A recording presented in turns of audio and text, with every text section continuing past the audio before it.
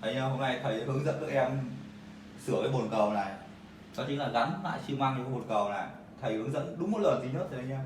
Đấy, trước tiên chúng ta phải xả nước lên. Đấy. Để cho nó giảm trọng lượng của cái bồn cầu đi và chúng ta khoáng cái van nước tổng lại. Đó, sau chúng ta dùng 4 cái que này. Đấy, chúng ta kê nó lên. Thấy chưa?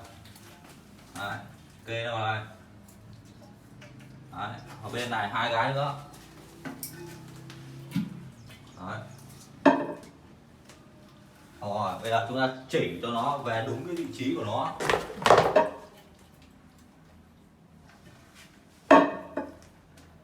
Đấy. Nó về đúng cái vị trí ban đầu của nó.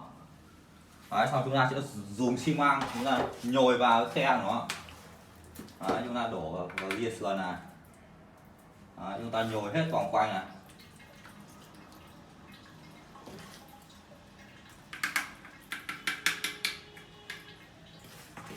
Đấy, chúng ta nhồi vòng quanh cho nó đều ra. Nhồi tất cả hai bên.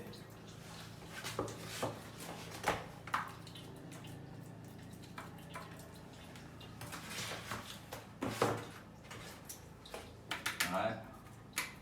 Chúng ta nhồi nó ra ria này. Sau đó tí nữa chúng ta sẽ dùng tay cho vào túi ni lông và chúng ta sẽ miết nó vào. Sau đó chúng ta hạ que xuống. Đấy, thế là nó sẽ ăn ngay mà nó sẽ không bị lệch đi đâu.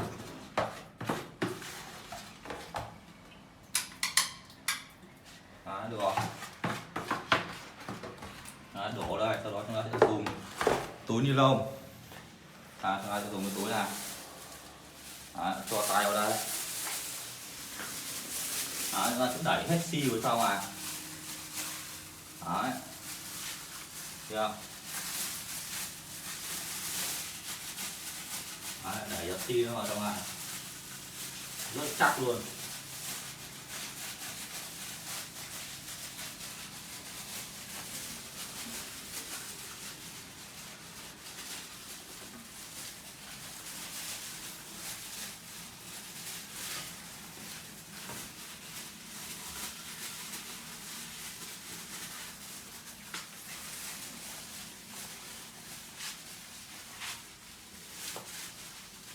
Đấy, chúng ta đẩy vào đây, sau đó là chúng ta hạ cái bồn cầu xuống, sau đó là dùng rẻ sạch lau lên, thế là xong.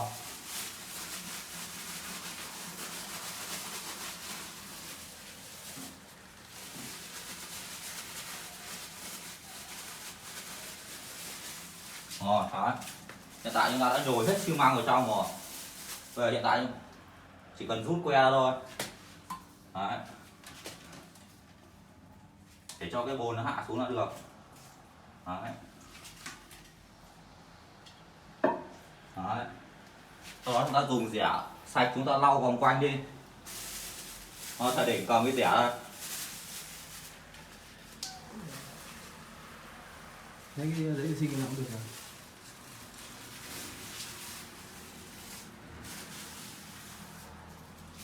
Lấy giấy vệ sinh thôi.